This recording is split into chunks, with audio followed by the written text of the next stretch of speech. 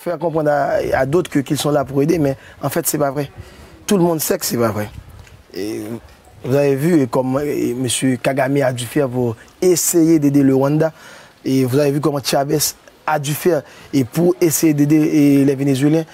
Le jour où un gouvernement, une Haïti meilleure, vous verrez qu'il n'y aura pas beaucoup d'ONG, 2, 3 ou 4. Mais pourquoi avoir des milliers et des milliers d'ONG? Chacun fait ce qu'il veut. Le Canada te promet 20 millions de dollars. Donc le Canada envoie des ONG pour reprendre les 20 millions et rentrer au Canada. Les Américains font de même. Et ça, c'est pas une aide.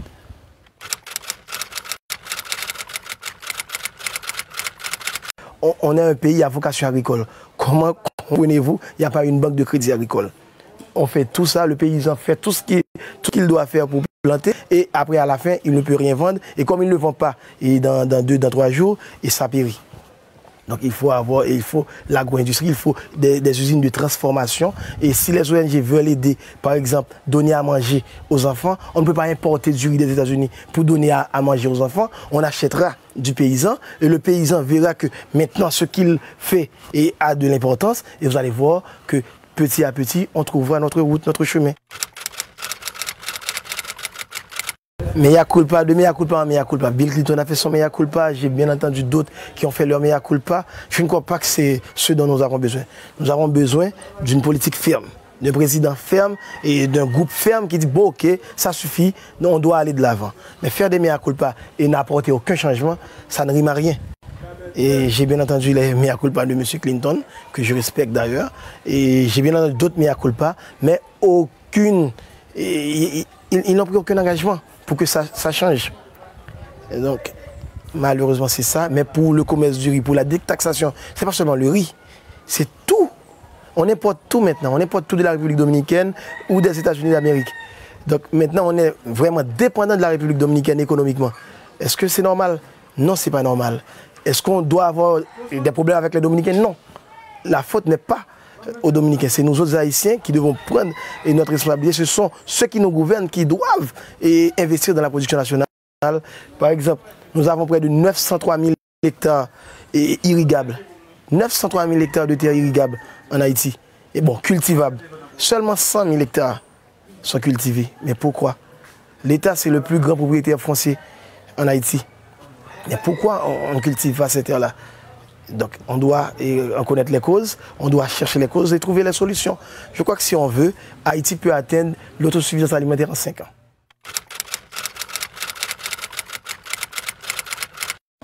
Encore une fois, c'est l'irresponsabilité de l'État. L'État n'est pas responsable. L'État n'a jamais été responsable. Je viens de vous dire que l'État est propriétaire de plus de 30% des terres du territoire national. Mais l'État est irresponsable. Ici, il y a des lois. Il y a des lois qui disent, voilà, monsieur le maire, voilà ce que vous devez faire. C'est une question que vous auriez dû poser au maire de Pestel. Il y a les lois. Les lois sont là. Il y a les taxes à percevoir sur les propriétés bâties. Il y a les taxes à percevoir avec les marchands et jour de marché. Mais le maire s'en fout, tout le monde s'en fout, le collecteur d'impôts s'en fout. Et voilà, on attend de l'aide. Et pourtant, si on voulait... par exemple, je vais vous donner un exemple. Pour payer tous les employés de la commune de Pestel, le maire a besoin de 200 000 goudes. 40 000 $ haïtiens. 200 000 goudes.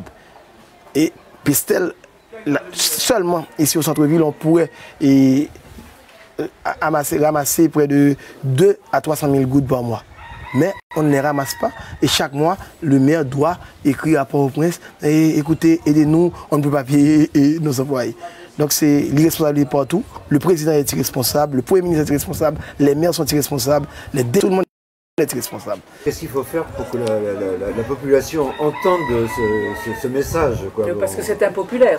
C'est très impopulaire. Dire aux marchands qu'elles devraient, parce que partout c'est comme ça que ça se passe. C'est impopulaire, mais le peuple est prêt à accepter. Ici à Pestel, on a cette grande génératrice pour donner de l'électricité. Vous voyez cette génératrice. Donc chaque samedi, on a dit ok, chaque samedi on va collecter de l'argent. Vous devez donner 10 $ et vous 5 $. Au début, tout le monde disait non, non, non. Mais après, quand ils ont vu l'électricité, tout le monde venait. Ah, pourquoi vous n'êtes pas passé? On a ton argent. Donc, quand les gens ici en Haïti ne veulent pas payer, c'est parce que l'État ne donne rien. Donc, Donc si l'État est responsable, on ne te donne rien, même pas une petite école, même pas un petit hôpital. Donc pourquoi vous allez payer des taxes? Donc c'est ça, c'est face à l'irresponsabilité de l'État, c'est la réponse du peuple. Mais si le peuple voit qu'il y a un État conscient, un État qui veut travailler et un État responsable, je vous donne la garantie qu'on va payer. On paiera. On paiera. Dès le début, dès notre indépendance, les femmes ont toujours occupé un grand rôle. C'est un des premiers pays où dans notre première constitution de Saline a dit qu'il n'y avait pas une différence de sexe. Et vous allez voir qu'une femme comme Marie-Jeanne était à la crête à Pirot et c'est elle qui commandait. Elle commandait un troupe d'hommes, un peloton d'hommes avec la martinière. Donc les femmes, dès le début, dès le départ, dès notre indépendance, ont eu leur rôle. Et encore une fois, aujourd'hui, vous allez voir dans notre gouvernement, il y a pas mal de femmes. Donc d'ailleurs, nous autres Haïtiens, les femmes sont vraiment nos mères. Ce sont les femmes qui nous envoient à l'école et ce sont elles qui prennent soin de tout. Même les maris dépendent des femmes en grande partie, surtout dans le milieu paysan. Et c'est notre petite banque. Et s'il n'y avait pas les femmes, et vraiment, je ne sais pas ce qu'on aurait pu faire, et surtout dans la paysannerie. C'est des causes historiques. C'est étonnant, hein, parce que les femmes à Haïti, c'est vraiment très particulier quand même. Ah, c'est vrai. Et en Haïti, les femmes, c'est chef de la maison. Ce qui ne les empêche pas d'être maltraitées aussi. Il y a une ambiguïté. Parfois, elles nous maltraitent aussi. Non, c'est vrai, mais heureusement, on a des lois. Et en ce sens, il y a toujours des hommes machistes, mais il y a des lois. Il y a des lois et maintenant, les femmes connaissent leurs droits. Donc, ce n'est pas facile pour un homme de maltraiter une femme. Et même ici à Pestel, vous maltraitez une femme et rapidement, elle va au commissariat et on t'arrête. Donc, il y a des lois, il faut reconnaître ça, c'est bien. Et les femmes ont leur importance et on les respecte beaucoup ici.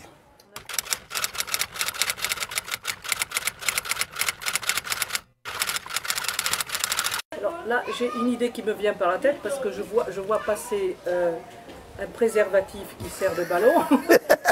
Il y en a eu beaucoup hier. Mais il y a quand même un problème là. Ça nous a amusés, bien sûr.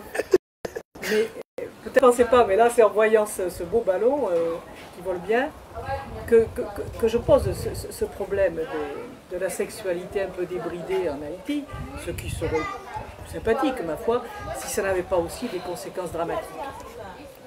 Donc, il faut reconnaître qu'ici, à Pestel, ils ont mené une bonne campagne contre le sida.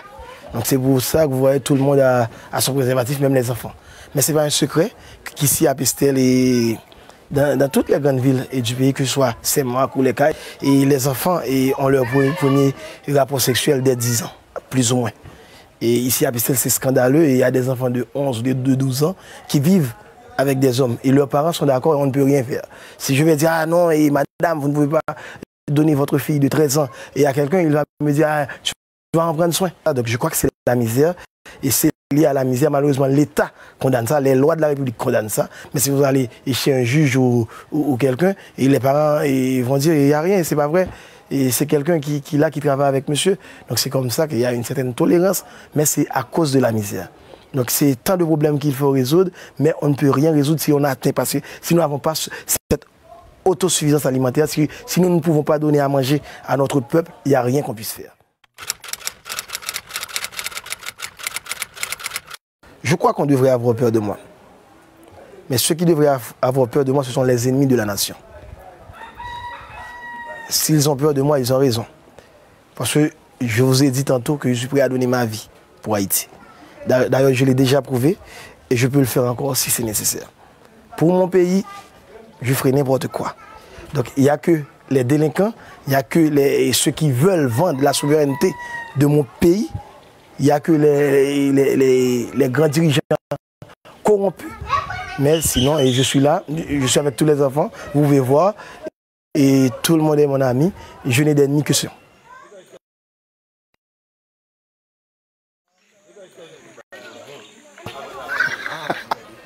C'est ce qui est étrange, je ne sais pas pourquoi on m'associe à Robin des Bois, mais j'aime bien.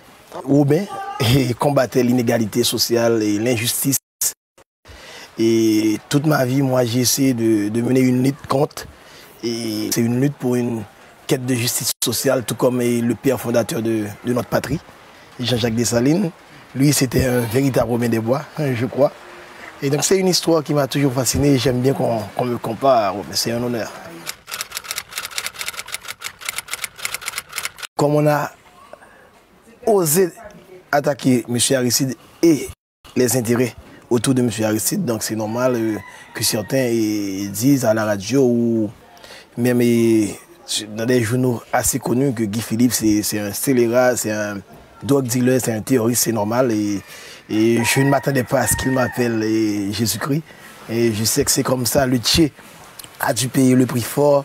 Et Thomas Sankara a payé le prix fort. Donc tous ceux qui essaient de mener une lutte pour une certaine justice sociale finissent par être appelés terroristes, drug dealers ou autres.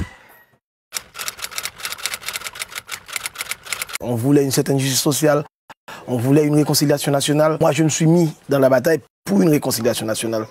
Et certains croient que je suis contre la Valace. Je ne suis pas contre la Valace.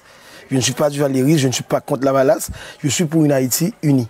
Et je crois qu'en 2003-2004, le départ de M. Aristide, c'est ce qu'on allait avoir, mais malheureusement, encore une fois, la bourgeoisie corrompue, l'élite intellectuelle pourrie, excusez-moi l'expression, c'est ça, et se sont mis du côté de l'ambassade américaine. Ils ont mis sur pied une organisation bidon qui s'appelle le Conseil des Sages. Ils ont fait venir de l'étranger M.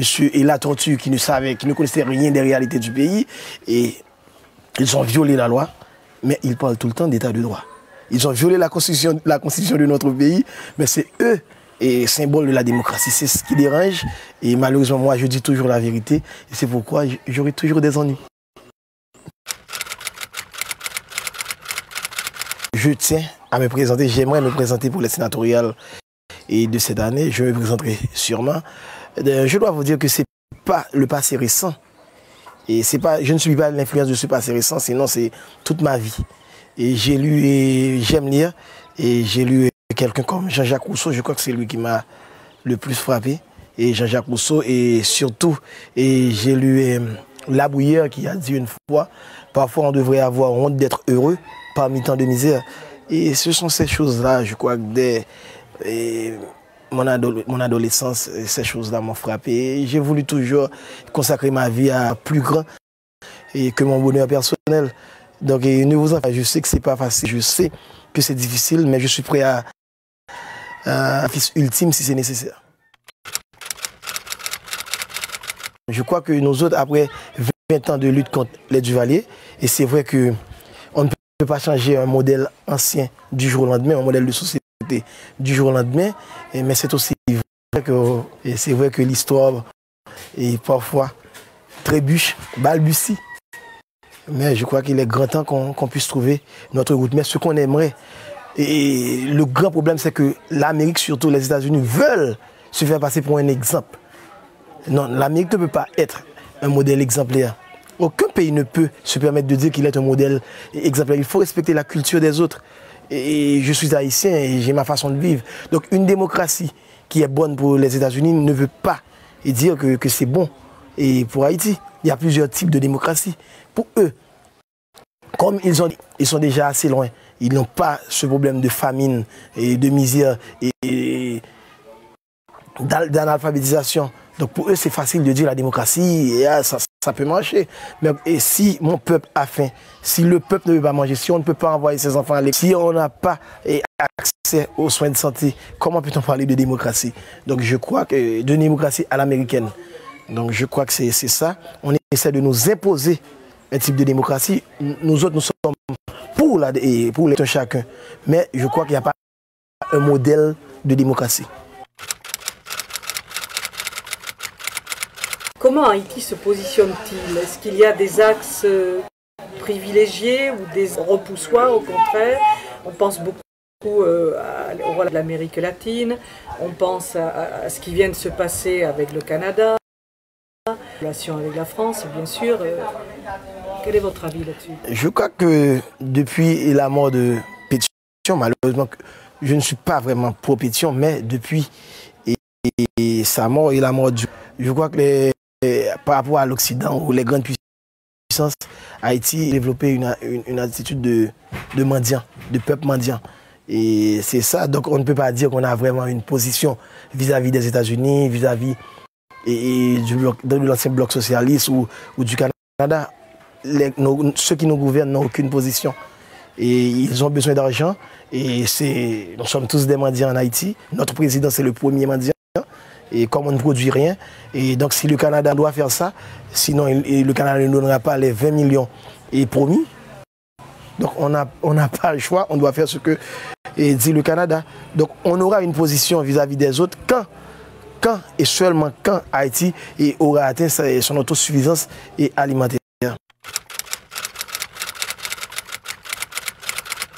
Thomas Sankara disait, de l'Occident, c'est une aide de qualité. Ce n'est pas une aide de quantité qui nous envoie des sacs de riz ou de petits mie, non. Nous avons besoin d'une aide de qualité, comme les États-Unis ont fait avec l'Europe après la Deuxième Guerre mondiale, le plan Marshall. Ils ont reconstruit l'Europe, ils ont donné aux universités américaines, aux Japonais. Donc c'est ce type d'aide qu'on a besoin ici en Haïti. Malheureusement, ceux qui nous gouvernent, et quand en France, en Europe, dans toutes les grandes capitales du monde, ils vont demander de l'argent pour subsister. Et donc je crois que c'est ça notre grand problème. Et on trouvera notre position. On trouvera notre position. Et je suis sûr, je suis convaincu qu'un jour, et ne vous étonnez pas, il y a pas mal d'Haïtiens qui sont prêts à donner leur vie pour que ça puisse arriver un jour. Je vais vous dire un petit secret. Si vous voyez que dans ce pays, il y a beaucoup d'ONG, c'est que ça ne marchera pas. Ça ne marchera pas. Les ONG ne sont pas ici pour nous aider en réalité. Bon, peut-être que certains qui travaillent dans les ONG sont de bonne conscience, mais ils veulent vraiment aider. Mais ceux qui décident, ceux qui les ONG ne veulent pas vraiment qu'on sorte de cette misère. Sinon, on aurait pu avoir une aide de 2 milliards de dollars de 2010 à nos jours sont déjà débloqués. Qu'est-ce qu'on a fait avec tant d'argent? Est-ce que vous avez vu une bonne route pour venir dans la Grand'Anse? Des universités, des infrastructures où on peut recevoir des touristes? Rien. Les ONG sont là pour nous maintenir en vie, mais ils ne veulent pas que nous atteignions notre autosuffisance, notre dépendance, notre indépendance économique. La misère, finalement, est le gagne-pain de beaucoup d'ONG. Les ONG, c'est ce qu'ils font ici, c'est ce qu'ils veulent faire comprendre à d'autres qu'ils sont là pour aider, mais en fait, tout le monde sait que c'est pas vrai. Et vous avez vu comme M. Kagame a dû faire pour aider le Rwanda, et vous avez vu comment Chavez a dû faire pour essayer d'aider les Vénézuéliens. Le jour où un gouvernement voudra qu'on ait une Haïti meilleure, il n'y aura pas 2, 3 ou 4. Mais pourquoi avoir des milliers et des milliers d'ONG? Chacun fait ce qu'il veut. Le Canada te promet 20 millions de dollars. Donc le Canada envoie des ONG canadiens pour reprendre les 20 millions et rentrer au Canada. Les Américains font de même. Et ça, c'est pas une aide.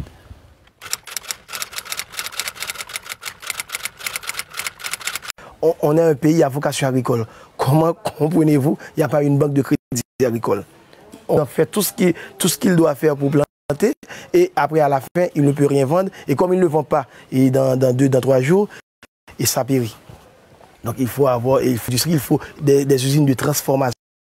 Et si les ONG veulent aider, par exemple, donner à manger aux enfants, on ne peut pas importer du riz des États-Unis pour donner à manger aux enfants. On achètera du paysan et le paysan verra que a de l'importance et vous allez voir que petit à petit, on trouvera notre route, notre chemin.